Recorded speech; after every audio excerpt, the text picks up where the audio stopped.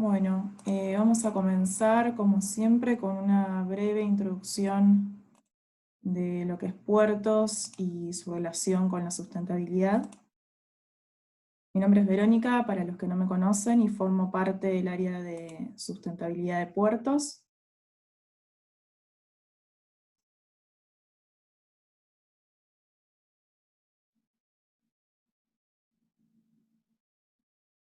Vamos a ver ahí la presentación. Perfecto. Muy bien. Bueno. Puertos es un desarrollo urbano llevado a cabo por Consultatio Sociedad Anónima, el cual va incorporando distintos criterios relacionados a lo que es la sustentabilidad. Uno de ellos es la reserva ribereña, perdón, vamos un poquito más para atrás. Ahí volvimos, perfecto.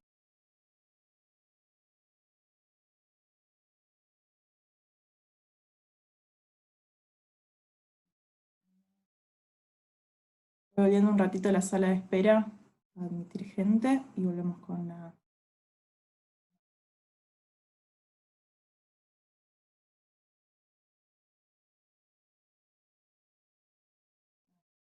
Una de ellas es la reserva ribereña, ubicada sobre la costa del río Luján. Cuenta con una superficie de 60 hectáreas, en las cuales se preservan las condiciones naturales originales previas al desarrollo de la ciudad. La reserva constituye un corredor biológico para la fauna local. En cuanto a chips y compost, los restos leñosos y otros materiales provenientes de la poda y mantenimiento de espacios verdes son recolectados en forma diferenciada y transformados en chips de madera y compost para uso en jardinería. Su aplicación es muy beneficiosa para el sustrato, ya que sirven de abono y además mantienen la humedad del suelo, minimizando la necesidad de riego y permitiendo reducir significativamente el consumo de agua. También mediante la recuperación y valorización del material verde se evita su transporte y disposición final en rellenos sanitarios, disminuyendo así la emisión de gases de efecto invernadero como dióxido de carbono y metano. En cuanto a parquización, el diseño paisajístico de puertos da preponderancia a especies autóctonas que, por estar adaptadas al entorno, tienen menor requerimiento de agua y mantenimiento. En cuanto a lagos, están diseñados para acceder por vía acuática a cualquier punto de la ciudad. En cuanto a movilidad, tenemos que Puertos cuenta con bicisendas y sendas aeróbicas que conectan los principales puntos de la ciudad y un sistema de uso público y gratuito de bicicletas y otros medios de transporte con bajas emisiones de carbono. En cuanto al abastecimiento de agua, las redes de agua potable y la de riego son totalmente independientes. Esto permite contar con calidad de agua necesaria para cada uso, evitando el uso innecesario de los recursos para su acondicionamiento. Por parte de residuos, la recolección diferenciada y domiciliaria hace posible el reciclaje de materiales como lo que es papel, cartón, vidrio, plástico y metal. Además se promueve lo que es el compostaje de residuos en las propias casas. En cuanto a nuevas tecnologías, en los edificios de uso común, se van incorporando materiales y tecnología que ayudan a reducir consumos, reutilizar agua, generar energías renovables y aprovechar mejor los recursos naturales. Y por último, en cuanto a construcción sustentable, en puertos cada casa es calificada en función de los criterios de sustentabilidad aplicados y sus propietarios acceden a diferentes beneficios por incorporar diseño, tecnología, materiales y elementos sustentables en la construcción. En el Centro de Sustentabilidad se puede contactar a los proveedores de tecnología y productos relacionados con la construcción sustentable y participar de lo que son las charlas y talleres sobre esta temática que en este momento se están dando de manera remota. Bien. Tenemos nuestras redes sociales, tanto en Instagram como en Facebook, y también nos pueden ubicar al mail de contacto que es sustentabilidad@puertos.com.ar. Ahí nos pueden consultar respecto a los distintos criterios de sustentabilidad que acabo de mencionarles, programa de calificación de viviendas y por supuesto también lo que es el cronograma de talleres que vamos renovando mensualmente. Ya esta semana actualizamos para mes de junio. Así que ahora la bienvenida a Sebastián Nelson de la empresa Hernán Manrique, que nos va a hablar hoy sobre lo que es cosecha de agua de lluvia.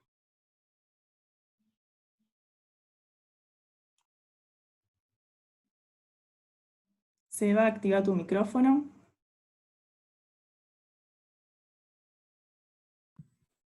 Perfecto. ¿Qué tal? Buen día a todos. día. Ahí estamos, ahí se ve. Perfecto. Bueno, tenemos 40 minutos, ¿no?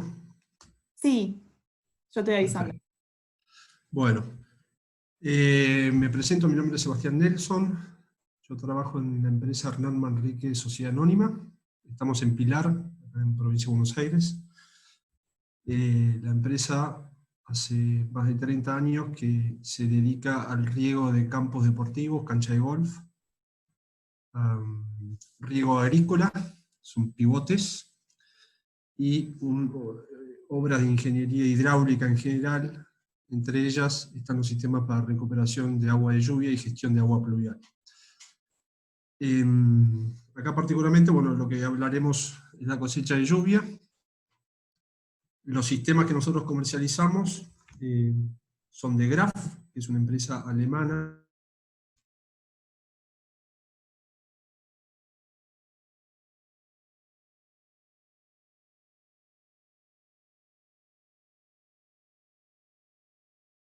Bueno, ahí se cortó la conexión. Ahora esperamos el retorno de Sebastián.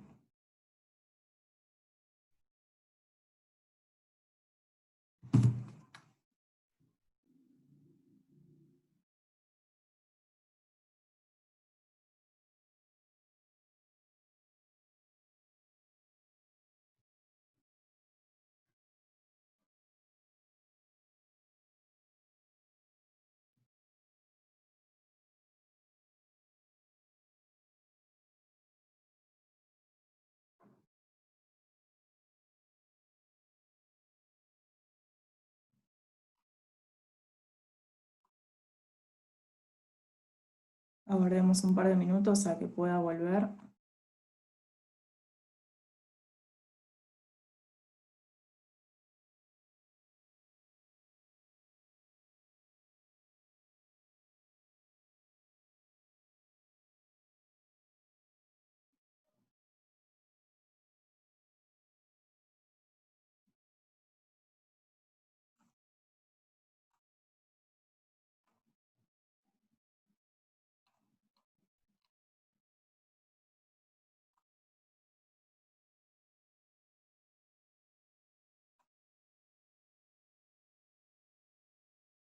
Ahí están. Unos segunditos.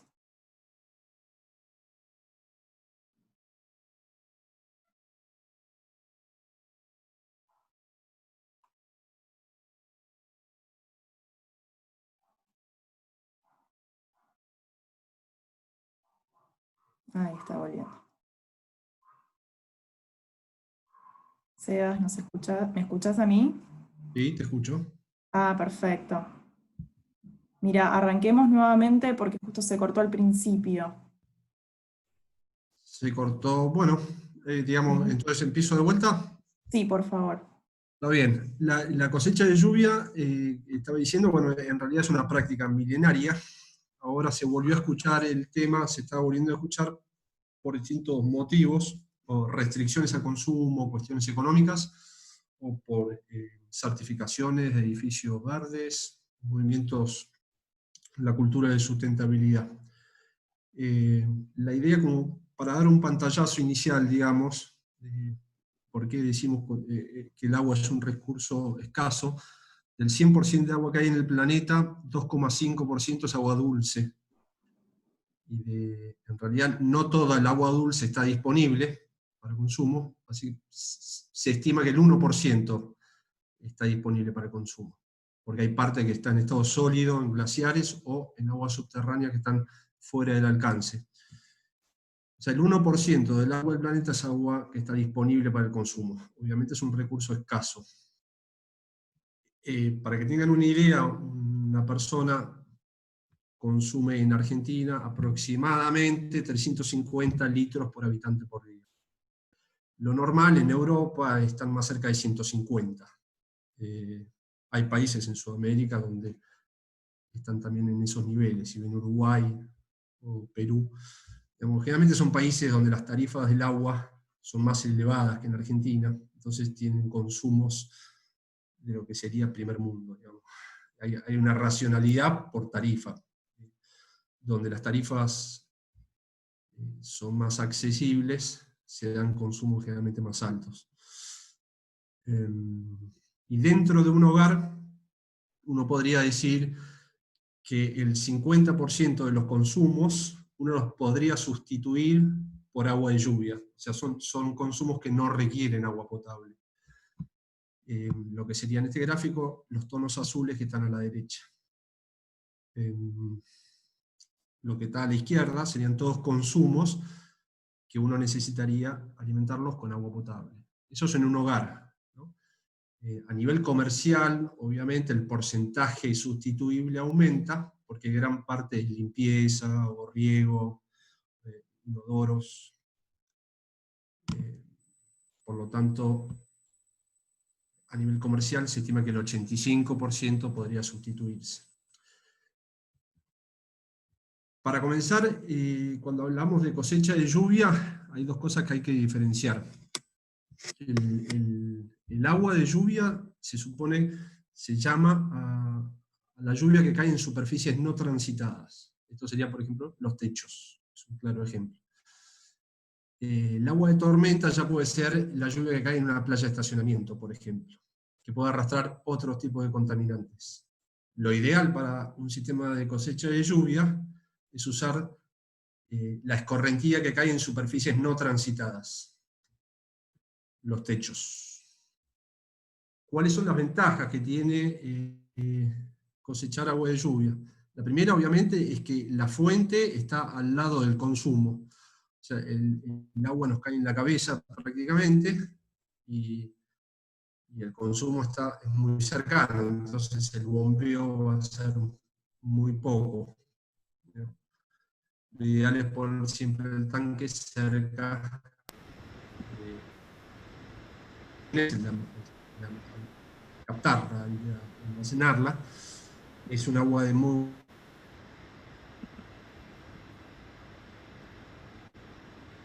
neutro, muy buen agua para riego.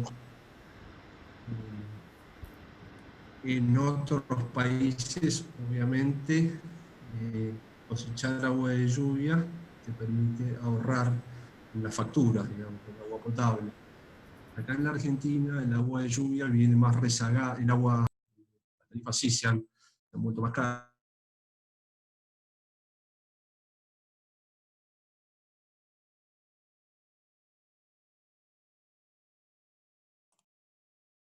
Bueno, nuevamente estamos teniendo problemas de conexión. Esperemos nuevamente que Sebastián se pueda conectar y retomar la presentación.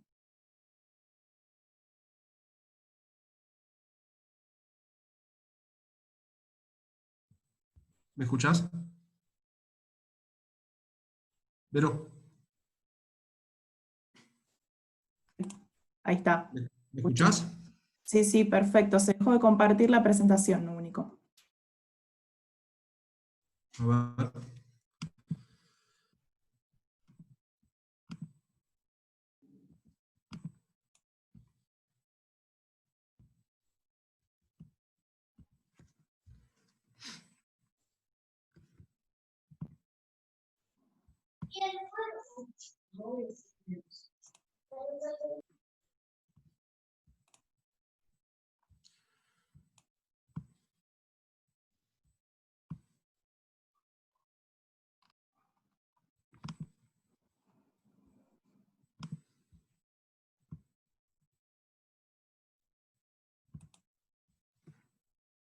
¿Ahí se ve? Perfecto. Bueno, no sé dónde había empezado el problema. Estabas hablando respecto a la situación en Argentina. Está bien, que bueno, que en la Argentina, digamos, una ventaja adicional, hay una ventaja que es que te permite disminuir el costo de las facturas. En Argentina, ese punto, la cuestión económica no es tan determinante porque el costo del agua no es tan significativo, digamos, como en otros países. No pasa lo mismo que con la luz o el gas, donde las tarifas se han elevado, se han ido ajustando en Argentina. Con el agua no ha pasado lo mismo. Hay regiones o zonas del país donde sí, el agua puede ser muy cara, generalmente son lugares donde no llueve, o donde hay muy poca lluvia, en las sierras de Córdoba, alguna cooperativa, son casos muy puntuales, digamos. Acá en la región en el AMBA, las tarifas todavía no son tan importantes que te permitan decidir la colocación de estos sistemas por el ahorro que te van a generar. La amortización realmente económica de estos sistemas lleva más de 20 años, o 20 años. No pasa lo mismo en Uruguay, donde uno lo puede amortizar en poco tiempo. Bueno. Obviamente tiene otras externalidades, colocar un tanque para recuperar agua de lluvia que va a aliviar, digamos, los pluviales públicos, porque los primeros milímetros de lluvia, los 20, 30 milímetros iniciales, van a quedar en un reservorio, y recién uno va a descargar el pluvial público cuando el reservorio esté lleno. Entonces van a ser las veces de un retardador pluvial, digamos. Si está bien dimensionado el sistema, si acá llueve cada 7 días, 10 días, lo ideal, si está bien dimensionado, es que cuando llegue la siguiente lluvia, el tanque esté prácticamente vacío por el consumo. Entonces, los primeros 30 minutos de lluvia uno los va a almacenar, y de ahí en adelante uno va a descargar en el pluvial. Entonces va a generar una externalidad positiva para la gente que está aguas abajo. Va a liberar espacio, la carga de los pluviales. Bueno, respecto a los usos que uno le podría dar al agua de lluvia, están dentro de un hogar. Acá pensando en un hogar, los internos son básicamente los inodoros, lavarropas, se me ocurre una caldera, o sea, cualquier artefacto que no requiera agua potable. Los externos, bueno, hay canillas de limpieza general, exteriores, y obviamente riego. Riego es un gran demandante, depende del área verde que estemos hablando, pero el riego va a ser un gran demandante, más allá de que sea estacional sus aplicaciones. Y después hay otros consumos que siempre uno, si tiene acceso a agua potable, lo va a seguir alimentando con agua potable. Las bachas, cocina, lavatorio y ducha. Obviamente están los casos extremos que no tienen acceso a agua potable, que el agua de la perforación está llena de arsénico de mala calidad, entonces es mucho, la mejor opción es el agua de lluvia. Esos son casos puntuales. Pero si vamos a los casos generales, digamos, la idea de estos sistemas es sustituir consumos que no requieren agua potable, que serían estos que están acá.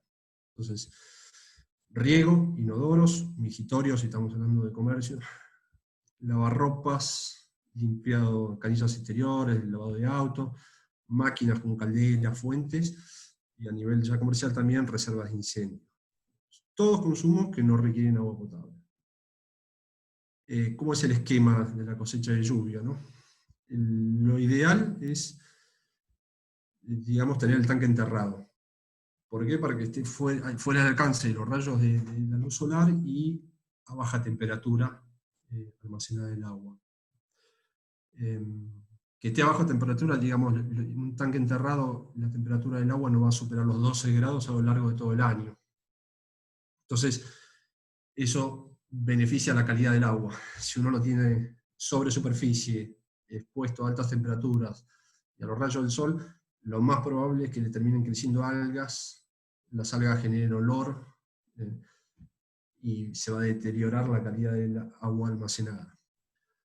Entonces acá el tema es, el agua cae en los techos, por canaleta y bajante uno las conduce hasta el tanque, previo ingreso se filtra, una vez filtrada el agua queda almacenada. Desde el tanque, por medio de una bomba, uno succiona el agua y la impulsa a las distintas terminales de consumo que pueden haber en el domicilio. Puede ser el riego, los inodoros, todos los consumos que ya hablamos. Obviamente, acá la red de cañerías que suministra agua de lluvia es una red de cañerías independiente de la red de agua potable. O sea, al inodoro uno lo alimenta con una cañería que se alimenta de este tanque de agua de lluvia. Entonces, si no llueven 30 días, lo más probable es que el tanque de agua de lluvia se vacíe, pero al inodoro hay que garantizarle el suministro. Entonces, el tanque tiene un sistema de control, tiene un sensor de nivel, que cuando se perfora un mínimo, se produce una reposición al tanque hasta un submínimo. Por ejemplo, perfora el 10% de nivel, empieza a entrar agua de reposición, que puede ser agua potable o de una perforación, hasta llegar a un 15%. Entonces uno siempre tiene un mínimo garantizado para abastecer a las terminales de consumo. Y ese mínimo garantizado siempre es el fondo del tanque, porque la idea es, uno no quiere llenar el tanque con agua potable y que al día siguiente finalmente llueva y yo no tengo espacio para cosechar. Pero la idea es garantizar un mínimo y tener el tanque semi vacío para la siguiente lluvia. Entonces, ¿cuáles son los componentes del sistema?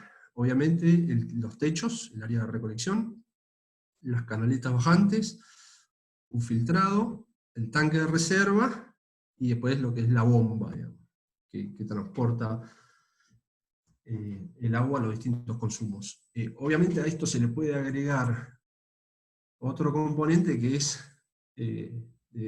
tratamiento, purificación del agua, que es cuando, en los casos en donde se necesita abastecer el 100% de los consumos con agua de lluvia, las duchas, las bachas, todo. Estos casos, nuestro sistema, digamos, son para abastecer todos los consumos que no requieren agua potable. Si uno además quiere dar un tratamiento al agua, es algo que se adiciona a esto. Hay que poner una lámpara UV, un dosificador de cloro, algún otro tratamiento adicional dentro del tanque. Y al mismo tiempo darle otro tipo de cuidado a los techos y a los bajantes. Digamos, si uno se va a bañar y cocinar con agua de lluvia, va a tener que tener una actividad más activa en cuanto al estado de sus bajantes.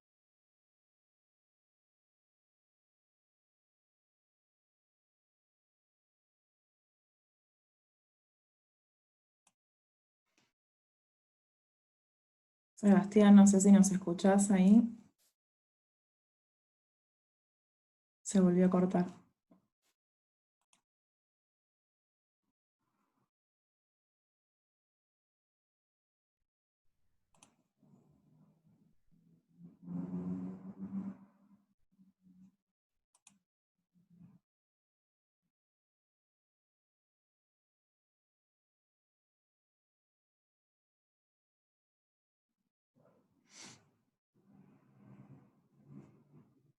Bueno. Hoy es un día complicado respecto a Internet, por lo visto. Hay mucha gente que está entrando y saliendo por tema conectividad, así que esperemos que Sebastián se pueda volver. ¿Me escuchás? ¿Ahí me escuchás vos a mí? Sí. Genial. Bueno, no sé, estaba hablando de los techos. Sí, la presentación no la estamos viendo en este momento.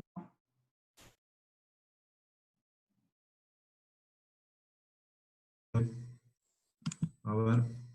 De paso aprovecho, Sebastián, para hacerte un par de consultas que nos están dejando acá en el chat.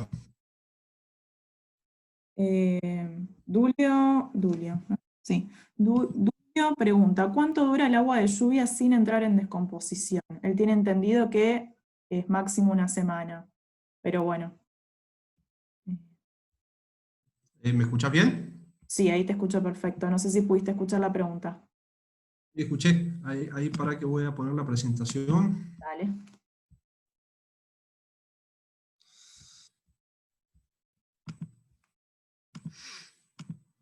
¿Ahí ven? Sí, perfecto. Bueno. La pregunta de cuánto dura el agua de lluvia dentro del reservorio. Primero tener en cuenta que almacenar agua de lluvia para alimentar consumos que no requieren agua potable. Segundo, si el reservorio está bien dimensionado, lo normal sería que uno tiene una recirculación importante. O sea, importante es cada 6-7 días el agua se va a vaciar y el tanque se debería volver a llenar. O, depende de la zona geográfica, las lluvias que tengan. Si estamos pensando en esta zona, AMBA, donde llueve 1200 milímetros por día, y llueve cada 7 días, Lo normal sería que vos cada 7, 10 días tengas una lluvia que muy probablemente te vuelve a recomponer el nivel en tanque o a rellenar el tanque. Entonces, vos vas a tener 7, 10 días, el tanque se va a vaciar y se va a volver a llenar, se va a vaciar, se va a volver a llenar. Lo vas a tener enterrado fuera de los rayos del sol y a baja temperatura. Por lo tanto, no vas a tener problemas de calidad de agua, y mucho menos calidad de agua para regar, o para tirar el inodoro, o para alimentar una caldera o un lavarropa. Si estamos hablando de calidad de agua para cocinar o para tomar, si tenés acceso a agua potable deberías usar esa. Si pensás usar el agua de lluvia para el 100% de los consumos en el hogar, como he dicho antes, vas a tener que pensar en un sistema de cloración, lámpara UV, filtro de carbono, un tratamiento adicional al agua. Pero nosotros eso no lo suministramos. Nosotros lo que suministramos son sistemas para sustituir consumos que no requieren agua potable. No sé si se entiende. Perfecto. Bueno, acá... ante el mismo, si uno tiene estos sistemas y por X motivo no va a estar en la casa durante 3 meses, una opción es vaciar el tanque. Cuando uno vuelve a vaciar el tanque, otra opción es tirarle una pastilla de cloro e irse, digamos. Total, acá va de vuelta. El agua esta se va a usar para todos consumos que no requieren agua potable. Uno no va a tomar el agua del tanque ese. No. Si uno va a tomar el agua del tanque ese, va a tener que cumplir otro tipo de procedimientos adicionales en cuanto a la filtración. Bueno, vuelvo al tema de los techos, que estamos viendo los componentes del sistema. Lo que importa del techo, obviamente, es la superficie proyectada en un plano. Lo que sí importa es el material del techo, porque distintos materiales van a tener distintos coeficientes de pérdida o de escorrentía. Para ir a un ejemplo extremo, un techo de chapa, el 100% de las gotas que caigan ahí prácticamente van a ir al tanque. Un techo verde, depende del perfil del techo verde, pero gran parte de las gotas se las va a consumir el techo. Al tanque va a llegar la mitad o menos. Depende de la época del año, porque recién va a empezar a ir agua al tanque cuando el techo se sature. En invierno se satura antes, en verano cuesta más. Entonces lo importante es el tipo de techo, para saber bien el coeficiente de escorrentía. Después están las canaletas bajantes, que obviamente eso ya el constructor las va a ejecutar. Lo importante es que después todas esas bajantes van a tener que conducirse por debajo del terreno hasta el punto donde uno tenga previsto instalar el tanque. El punto donde uno tenga previsto instalar el tanque debería ser un lugar que tenga una fácil conexión para lo que es el rebalse del tanque, digamos, los excesos donde los quiero volcar. Si tengo un pluvial público, a una laguna, a una cuneta, se va a haber que pensar dónde es el punto más cómodo para llevar toda mi escorrentía, y desde ese punto dónde llevar los excesos. Después los filtros, obviamente, filtros hay de distinto tipo. Hay filtros que son los dos que ven acá arriba, que trabajan se conectan con tubería 110. Estos filtros, los dos de arriba rojos, trabajan hasta 350 metros cuadrados de techo. Después los de abajo son filtros más grandes, que son externos al tanque, se colocan en cámaras externas, que son para tuberías 160, 200, y 300 y 400. Para nivel domiciliario estaríamos hablando de cualquiera de los dos filtros que ven acá arriba. Uno es un filtro canasta, que uno tiene que ir regularmente a sacar la canasta, limpiarla, volverla a colocar. La regularidad de ese trabajo va a depender de si alrededor de mis techos tengo muchos árboles, entonces los techos van a juntar mucha mugre, por ejemplo. El que ven a la izquierda arriba es un filtro que por el diseño de la malla es autolimpiante. La malla tiene como una pendiente hacia lo que es el rebosadero. Entonces, todo el material que la malla rechaza se va a ir con un poco de agua, porque ese filtro no aprovecha el 100%, aprovecha el 95%, a veces más, a veces menos, porque depende de la intensidad de la lluvia. Una parte del agua se va a ir con todo el rechazo, y el 95% va a ingresar, va a atravesar la malla y va a ingresar al tanque. Así como se vería, digamos, el filtro colocado en la cúpula del tanque Karat, que son estos tanques alemanes. Este es el autolimpiante, este es el canasta. Bueno, tanques de almacenamiento, obviamente, acá, en el caso particularmente nuestro, son tanques de polipropileno inyectado, pero obviamente uno puede almacenar en distintos tipos de tanques, de distintos materiales, fibra de vidrio, plástico, rotomoldeados, de hormigón, ¿no? Metálicos, puede ser de cualquier material. Lo ideal, como ya dije, es que esté enterrado, fuera del alcance de la luz solar, y uno pueda tener cierto acceso para hacer tareas de mantenimiento o inspección.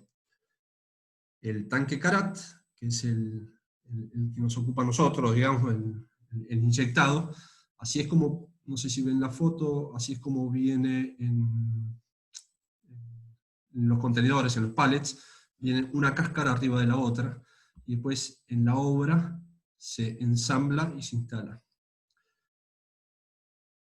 La tapa verde que ven arriba es la que remata al nivel del terreno. Esa tapa es ajustable, tiene 5 grados para ajustar, para nivelar con el terreno. En la cúpula se puede girar para poder hacer las conexiones de la tubería de alimentación, rebalse. Dentro de esa cúpula es donde se instalan los filtros rojos que vimos antes, y bueno, después el tanque, que hay de distintos volúmenes, digamos. El más chico es 2.700 litros, el más grande 6.500. El ensamblado, la junta de esas dos mitades, lleva una junta de goma y una especie de unos pernos que permiten alinear y unos conectores externos que se dan toda la vuelta al tanque, van apretándolo y queda sellado. Obviamente se puede armar y desarmar. Esta es la inyectora que hacen los tanques.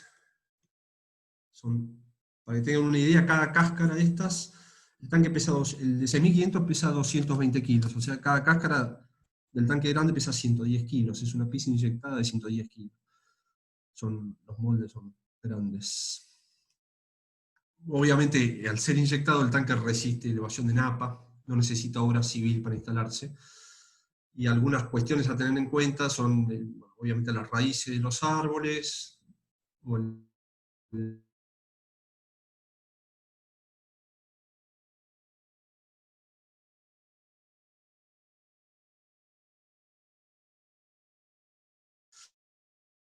bueno, por último las bombas, que las bombas generalmente nosotros trabajamos con bombas autocebantes que trabajan a demanda, o sea, es una represurizada, que si alguien dentro del hogar tira la cadena, se enciende la bomba para volver a llenar la mochila. Una vez que se llena la mochila, la bomba se apaga.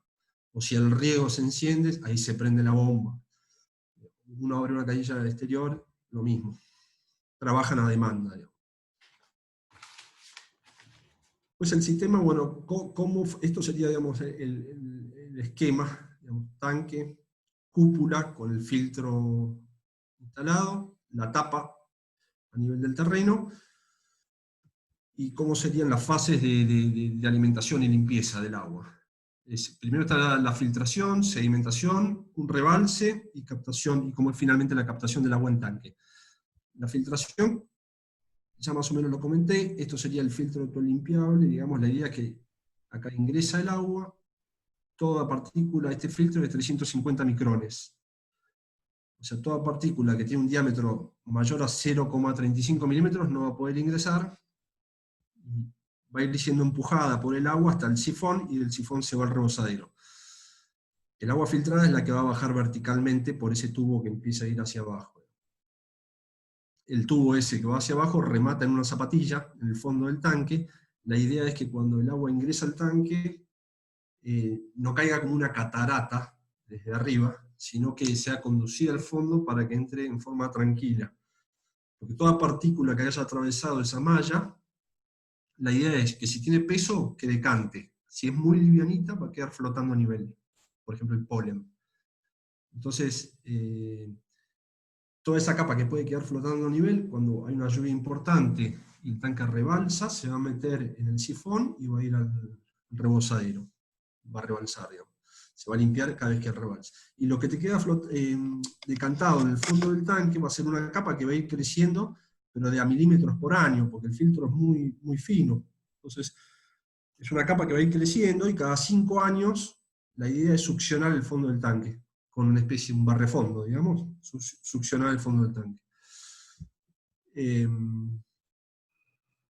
Por último, la succión. La idea es hacerla con boya. El punto de succión siempre está colgando de esta boya a unos 10 centímetros debajo del nivel. Entonces la idea es no tomar esa capa que puede estar flotando a nivel, ni lo que puede haber decantado en el fondo del tanque. Supuestamente uno está tomando agua en mejor calidad dentro del tanque.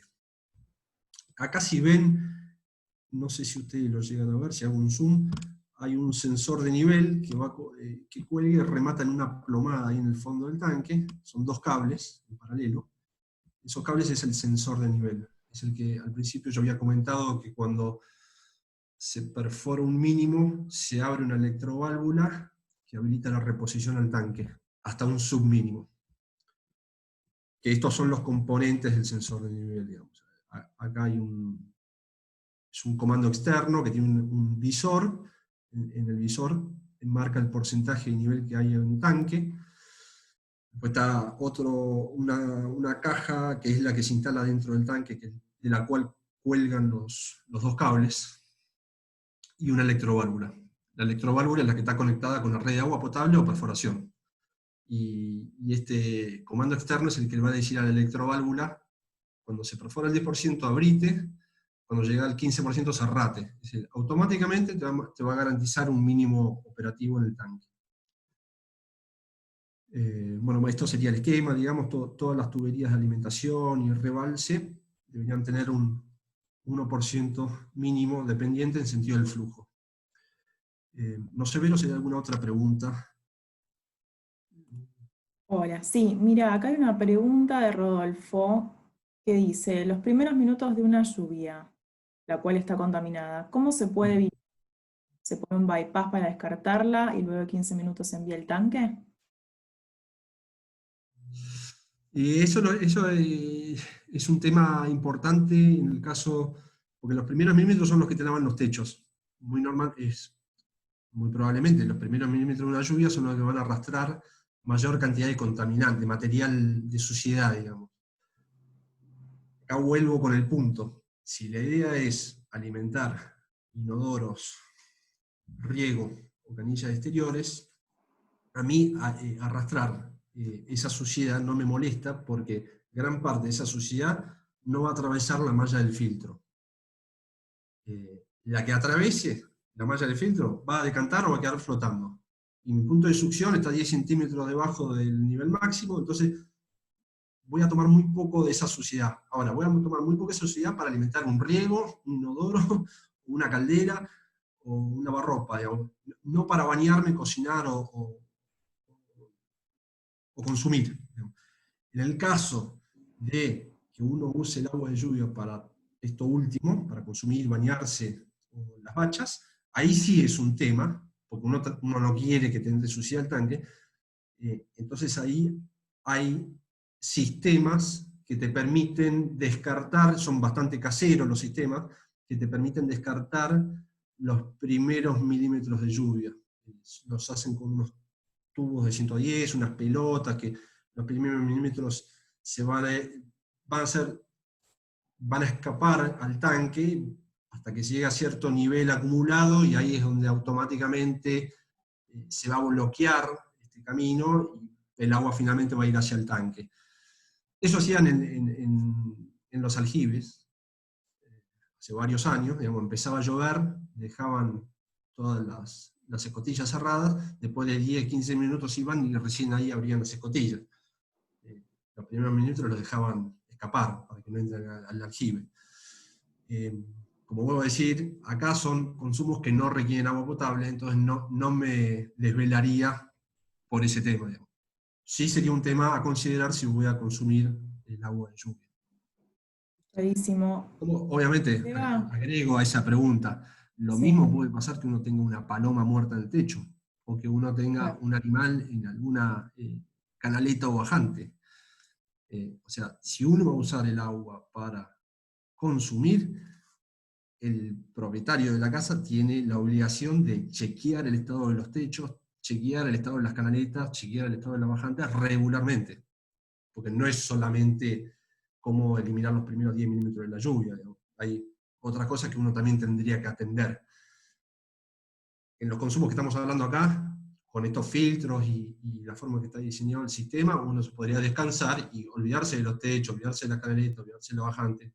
Cada tanto mirar el filtro, depende si es el de canasta o el autolimpiable, pero digamos, son consumos que no requieren agua potable. Bárbaro. Acá tengo una pregunta de Betina. La cañería de desborde, ¿a dónde va? Y bueno, la cañería de desborde depende el proyecto, no va siempre.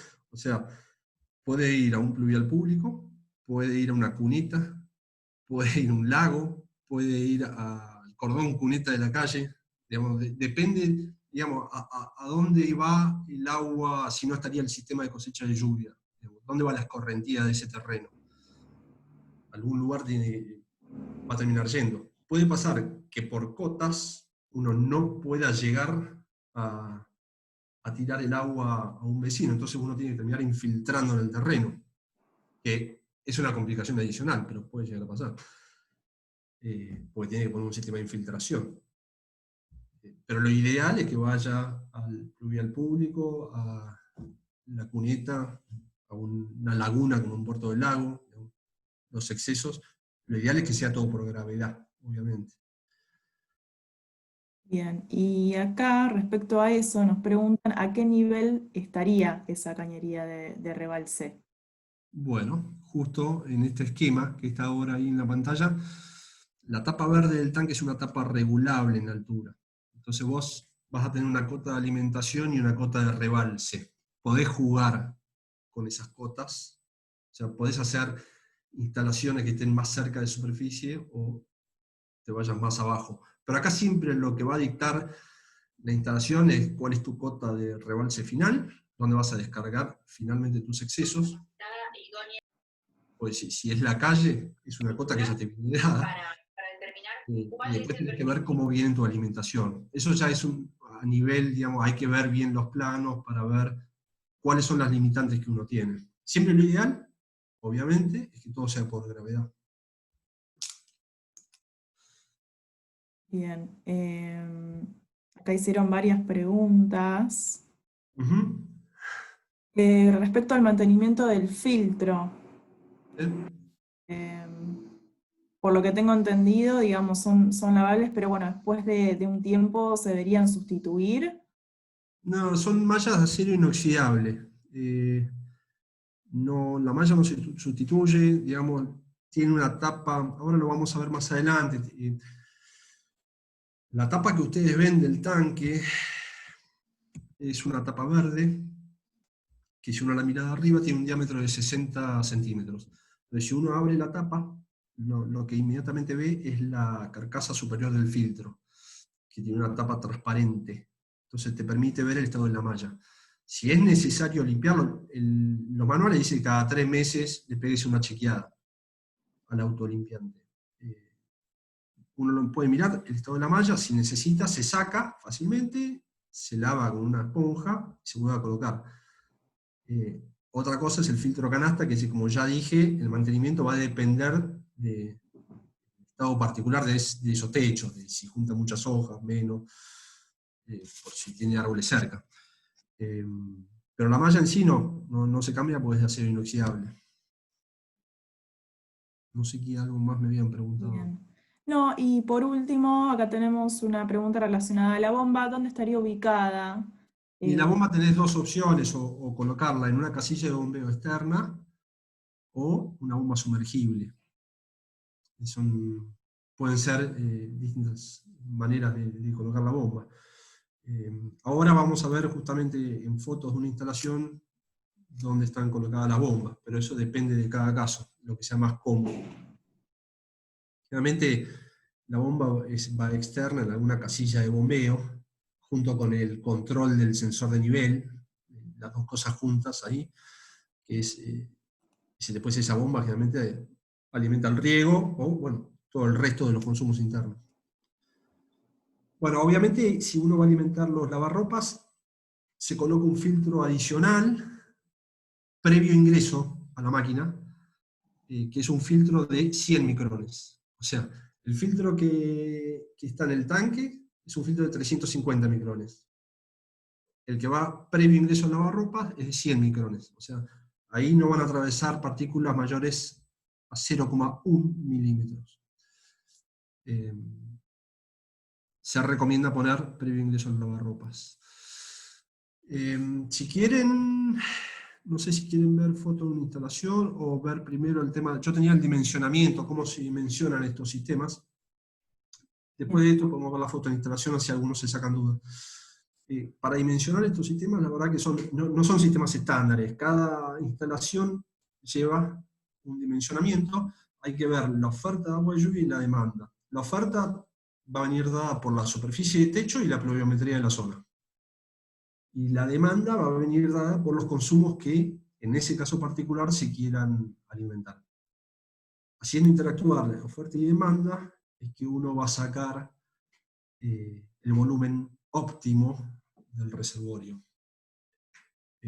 Recuerdo que 1 milímetro es 1 litro por metro cuadrado. Eso es importante, digamos. O sea, si yo tengo una casa de 100 metros cuadrados de techo y llueven 10 milímetros, una lluvia de 10 milímetros, para saber la cantidad de litros que pasan por ese techo, tengo que hacer la multiplicación directa.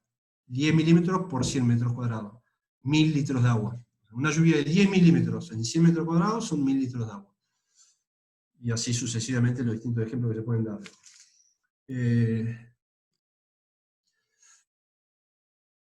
Entonces, en esta zona, área metropolitana, llueven 1270 milímetros al año, distribuidos en 12 meses.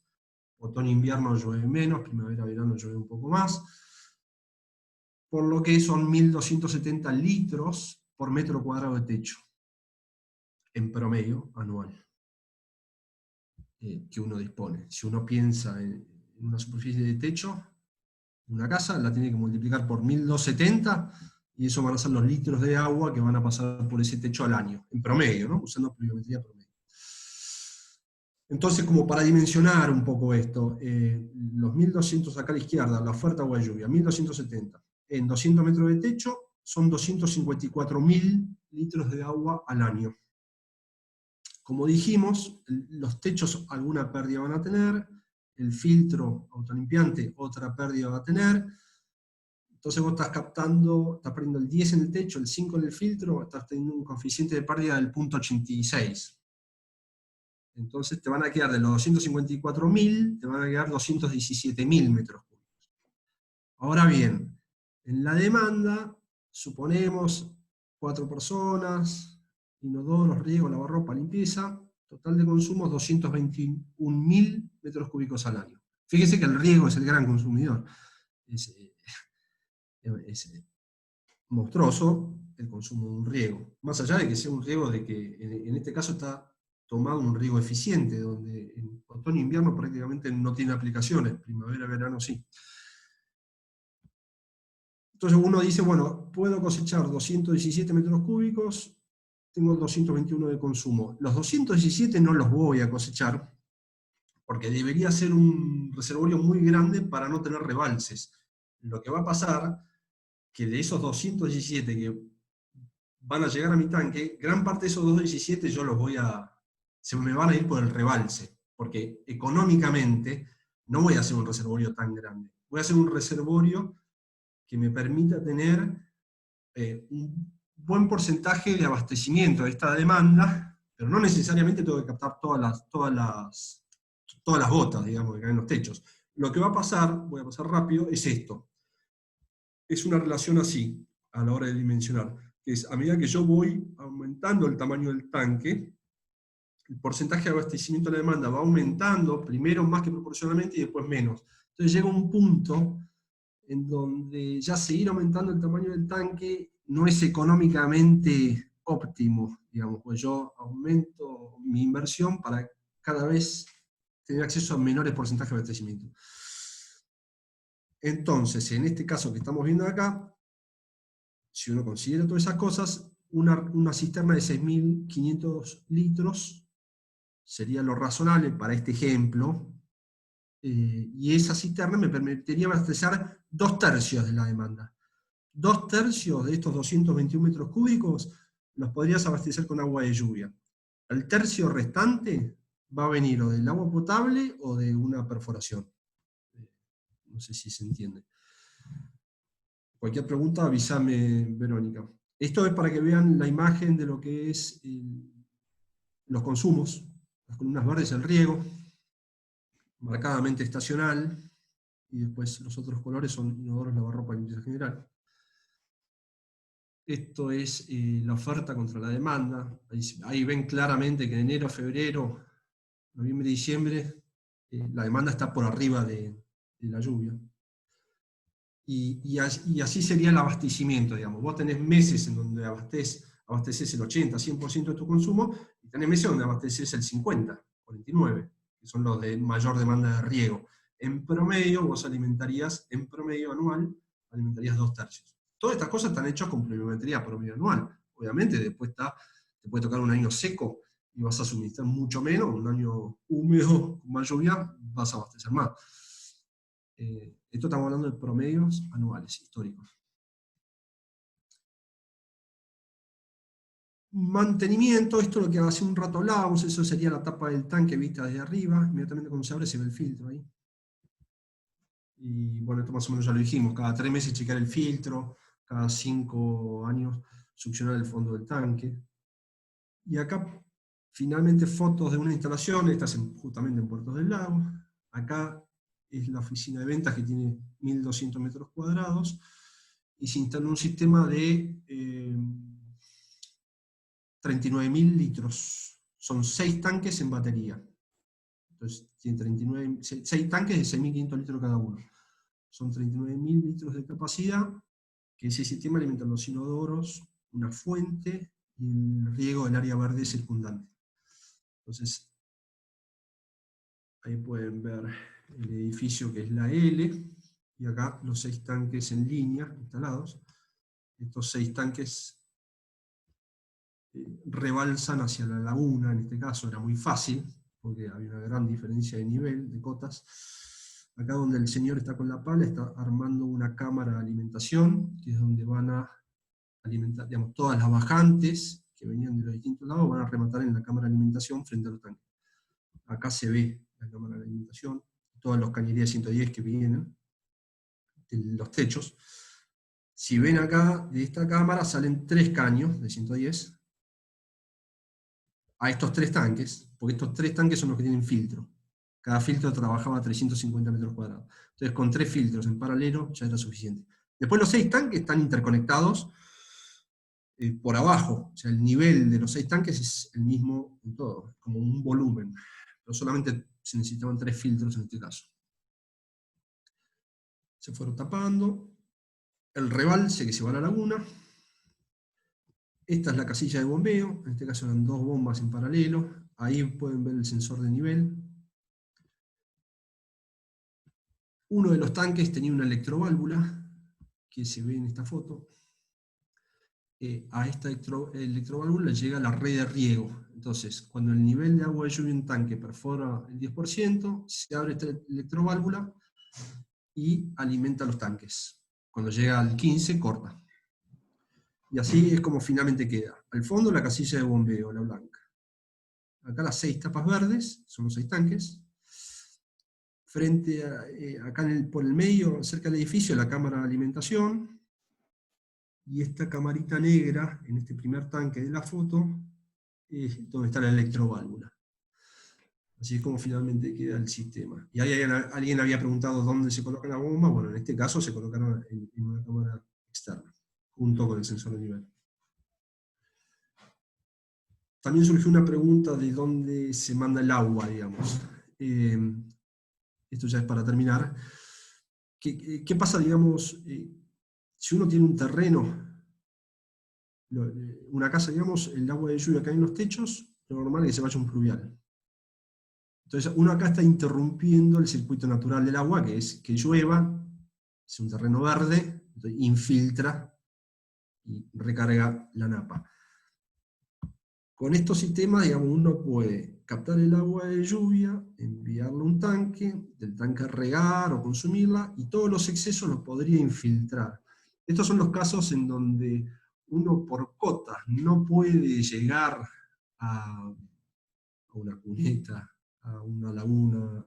Una opción es infiltrar el agua. Esto me había quedado, porque justo había una pregunta, esto es una opción. Supuestamente esto es, digamos, lo más avanzado, porque uno está haciendo que todos los excesos vayan al acuífero, a la napa, digamos, que es lo que pasaría si no estaría la casa. Pero, obviamente, esto, el sistema de infiltración es algo adicional al sistema de cosecha de lluvia. No va junto, digamos. Se requieren de bloques de infiltración para conectar el rebalse del tanque y poder infiltrar en el terreno. Más o menos ahí tiene una imagen de lo que son los bloques de infiltración. Si ven, el agua viene de los techos, pasa por el filtro, y los excesos.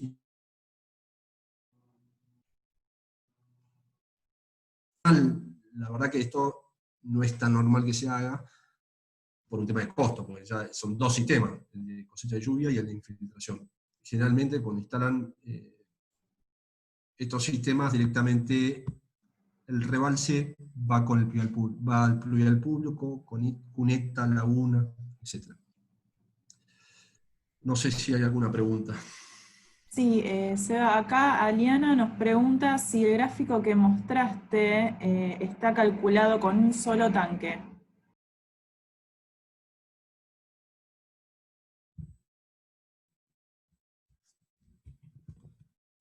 No te escuché, Vero. Si el gráfico que Sí. mostré... Los gráficos de consumo que mostraste en la presentación, si están calculados con un solo tanque.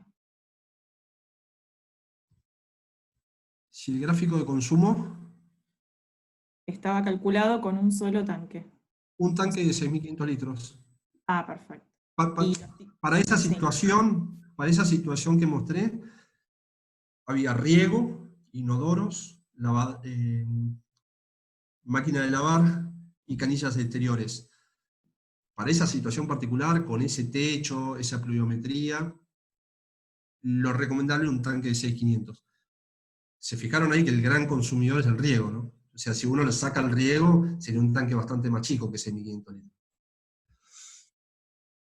Totalmente. Y vamos con la última pregunta.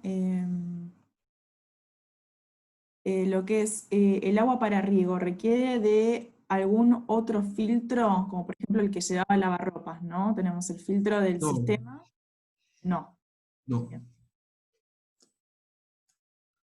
Bien. Y después, Enrique, a ver. El desagüe del excedente, si se manda al terreno, hace falta cañerías de distribución para evitar anegamiento.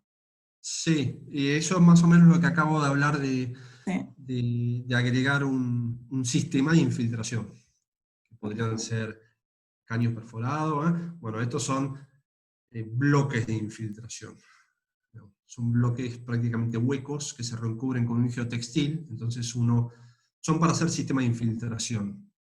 Grandes sistemas de infiltración se pueden ejecutar con estos bloques. En este caso habría que dimensionarlo, ahí hay que analizar el terreno, si es un terreno con buena capacidad de infiltración, o es arcilloso con muy mala capacidad de infiltración. Contra mejor capacidad de infiltración tenga el terreno, menor cantidad de bloques va a haber que poner.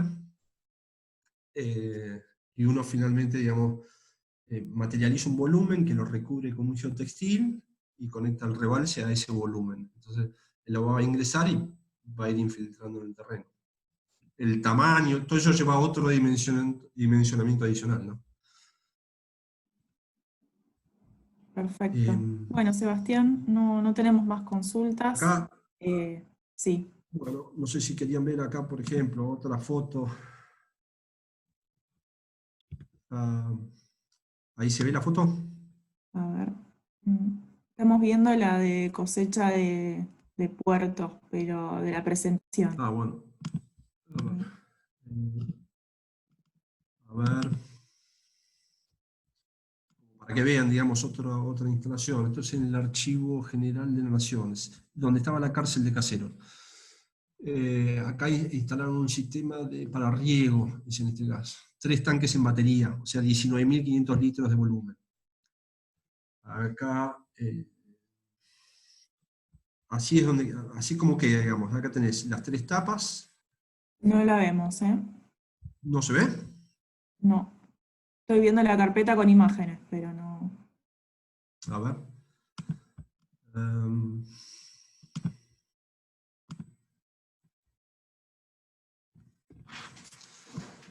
¿Ahí se ve? No. ¿Se ve? No, sigo viendo el álbum de imágenes. Bueno.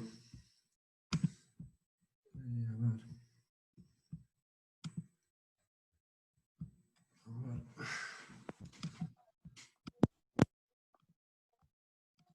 Salí y a ver. Sí. ¿Ahí se ve o no? No. Bueno. No sé qué está pasando, pero no. No sé si alguna otra pregunta, si no, mientras tanto. A ver. No, Vamos. por el momento. No, lo que estoy viendo yo acá, la carpeta que tenés con las imágenes. ¿Ahí ves? ¿O no? Ahí lo vemos, perfecto. ¿Ahí lo ves? Sí. Bueno, esto es lo que quería mostrar en el Archivo General de la Nación. Son 3 tanques en batería. Y para que vean acá, así es como finalmente quedan, digamos, las 3 tapas. Los 3 tanques están interconectados. Acá sobre esta reja, ¿vos ves el puntero del mouse? Tuve que silenciar a una persona. Sí, lo veo. Perfecto. Bueno, ahí donde está el puntero del mouse está la cámara de alimentación, que en este caso alimentaba 2 tanques. Esta persona y este tanque. Los excesos los toma esta cámara, que está del lado de la calle, y de esta cámara se van hacia la calle. Como a la izquierda de la foto hay una calle, y está acá en el mismo.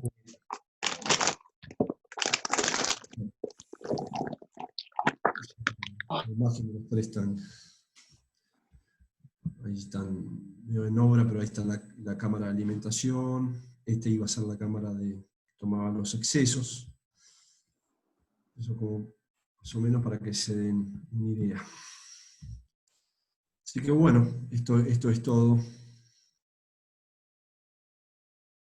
Bueno, Sebastián, vamos con la última pregunta de Paola y cerramos. Sí.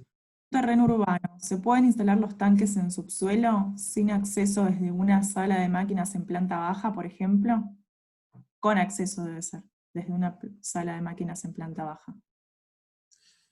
Bueno, estas fotos que estoy mostrando acá es un terreno urbano, es la cárcel de Caseros que está en la calle que ven ahí, es Pichincha.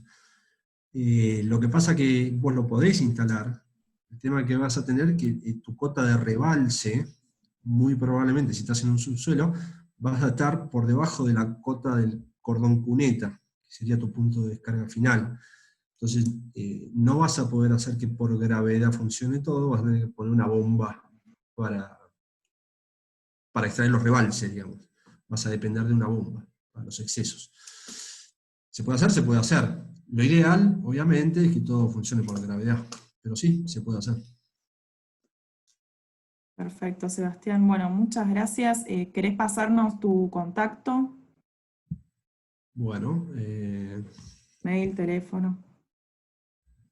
cualquier duda, mi correo electrónico me pueden escribir, es sebastiannelson, todo junto, @hmsa.com.ar. Y el teléfono es 11, un celular, 3760-4819.